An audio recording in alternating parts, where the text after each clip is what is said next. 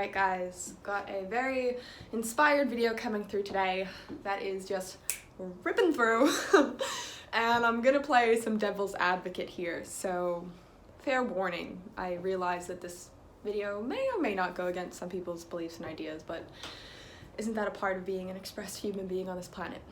Now this has to do with femininity, this has to do with being a woman, this has to do with menstrual cycles, but on a greater scheme this has to do with what is the feminine essence, which I truly believe is an unanswerable question. Now this has been coming through for me for several months now, and it's getting closer and closer in my orbit in conversations with friends, in webinars that I'm partaking on. I'm just seeing this message that I believe and I feel a deep connection to reverberating in my close reality. And it's around, are we trying to masculate or turn into a masculine approach deeply feminine things? I think that it's a very human capacity to want to learn, right? To want to understand, to want to know. I do also find that this is a very masculine energy. It's directive, it has a penetration to it, it has a certain longing to be present to and to hold space for the unfolding, to create the container. Now for me, the feminine, even though I don't feel like I could ever truly name what she is, I believe she is unnameable, or he is unnameable. I don't think it's like select genders that the feminine is at all. But there is this quality of the feminine, and I believe it's that which cannot be named. It's the mystery, it's the awe, it's the rapture. You can never fully grasp it, because just when you think you've got it, it moves and dances. It's serpentine in its nature. Yes, it has a rhythm and a flow, yet it will shed its skin and go in a new direction and move in cycles far greater than our mind can comprehend or our masculine essence can penetrate. And I believe this is the gift of the feminine on the planet. Now, how are we taking such a beautiful feminine thing and trying to put it in masculine form? Menstrual cycles, okay? And I know this is a bit backwards, and I'm holding space for many truths in this reality, but this is the one that's ripping through me, and I've been recollecting pieces of how I feel my essence shines through me, and I've always been a bit of a pot stirrer, and it's something I'm becoming more and more familiar with. When I was a child, it's like, you tell me that, I'm gonna automatically look for the other angle. We're gonna do that, well, how about we do it that way? It's like I'm always looking for the different angles. No surprise, I was born during a Mercury retrograde. I've got several other planets retrograde in my chart, and I love being that kind of like instigator. Well, what about this way? What about that way? So I've personally studied the feminine menstrual cycles for years. I made a course on it like 5 years ago, and I was really fascinated by it. Yet something never really fully anchored with me, because it's like, yes, all right, we have these 4 seasons we move through, which are very real and true, and I'm not at all discrediting that. I think it's invaluable information to have around how your body's physically shifting hormonally. Yet at the same time, being a woman embodied in a female form, the goddess moves through you. And the goddess is not limited to seasons and cycles. She sees your box of a season and says, well, I'm gonna fuck that up. She sees your identification with the cycle and says, well, how about we throw that in there? So what I'm really trying to share here is, rather than taking a masculine approach to these feminine female cycles we go through, again, I'm using these terms very interchangeably. I honestly think female, feminine, masculine, male, they're very lucid space to be in. I think that they all apply to us. However, I'm speaking here for a woman who has a menstrual cycle, or men who are interested in a woman's menstrual cycle. Yeah, what is it to be open to what is flowing through you in the moment? And this was previously spurred, not previously, because like, as I said, it's been in my space for a while, but I was having a conversation with a really good girlfriend 2 weeks ago or a week ago, and I was saying, I'm in my ovulation right now, but I'm feeling like I'm being pulled so deep down. I'm not at all wanting to be like out and about and like summery. And we were really journeying into this, and it's like, yeah, the cycles have a wisdom of their own.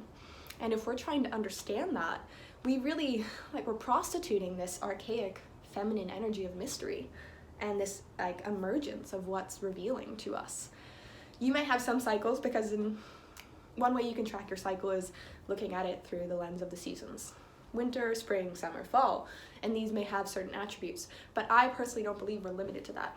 And I think if we're expecting ourselves to fit these 4 boxes as a woman, we're really setting ourselves up for like a very limited existence, because we're all of that and so much more. In one season, you could experience like 12 subclimates and then like a natural disaster and a rainbow. Like you could get a rainbow in the middle of your winter season, which is when you're bleeding. And for me, this has been the most liberating approach to embrace myself. It was very vital at some stage for me to know the seasons, to tap into my cycle, start to be more aware of, wow, I flow like nature. And then I think there's a natural evolution beyond that as well. You're not limited to those seasons. Just like sometimes in the winter, there may be a freezing cold day.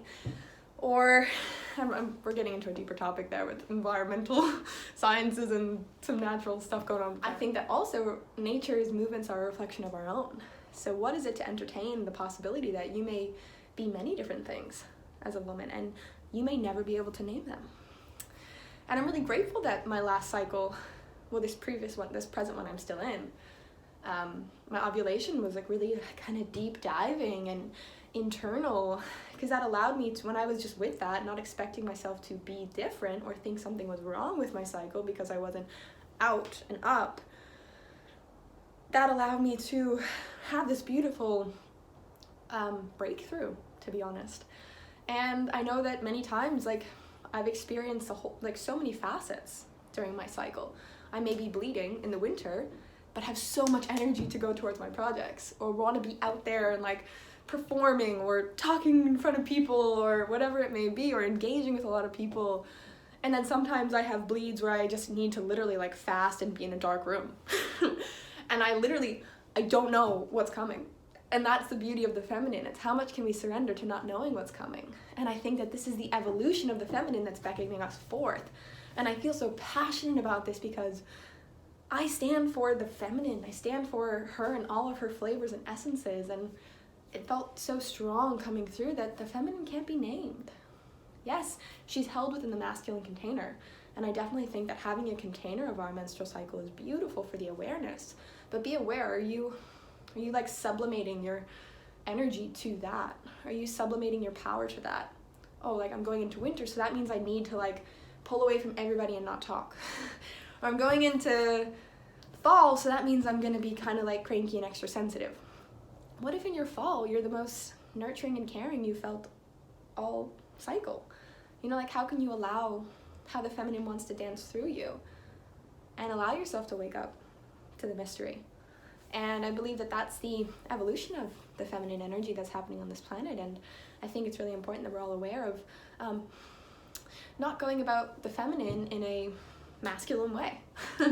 Letting the masculine be the container, having the container of awareness, yet holding the feminine to the most high of, I've got no idea how you're gonna do me, and I'm excited for that. Or I'm terrified, or I'm indifferent, whatever it may be. You can't be boxed. And a box is a box, right? And I love this North Node shift we're having, because the North Node has gone into Gemini collectively, and that's going to be impacting us for the next while, which is how like we're being influenced to move forward. And the South Node, which is what we've come from, which is what we don't want to get too caught up in, is in Sagittarius. So Sagittarius energy, South Node, what we don't want to stick around in too much is a sense of claiming truths and knowing, and like higher knowings and philosophy, being able to name things, being able to understand things, the armchair philosopher. But Gemini says, well, what's real now? And then what's real now? And how about now? And how about from this angle? And how about from that angle? It's like, can we ditch all these boxes? Because a box is a box. Whether it's a really like low vibe, old paradigm box, or it's like a pretty conscious box. A box is a box. So how about we take the lid off the box? And that's something I'm introducing in the space with menstrual cycles. Because I think we're ready for that as a humanity. I think that we're ready for that as a collective, to let the feminine be something that is unnameable and mysterious and surprising and in the undercurrents, leading us in a magical way. And how to surrender to that while having, being held by the masculine. Presence, awareness, attentive. Oh, I noticed this. That could be journaling. I've got a friend, Otagan, that she's been telling me a lot about this. maybe just journal. You know, have the days of your cycle and write, how do I feel in this day? Not like, oh, this is my time to do this because I'm going to be in this phase. And this is my time to do that because I'm going to be in that phase. I truly don't feel like that's actually very sustainable for feminine energy. It might be really sustainable, perhaps like, I don't know, that's just me. Some of you may or may not resonate with this. That's awesome. I just wanted to speak it. And I'd love to hear your thoughts below. Do you find that you put the feminine in a box? That you take a masculine approach to the feminine to try to understand her? What would it be like to blow the lid off that box and say, I've got no idea, but let me observe and witness and bear, you know, an active witness to what's unfolding. And yeah, this is something that I really stand for. The freedom of expression, the freedom of the feminine, the unchained, untethered magic of the feminine. Because I believe that's what we kind of crave the most as humanity. We all know about structure. That's been drilled into us for freaking centuries. What is it to surrender to the mystery and the unknown and not have it all planned out? Food for thought.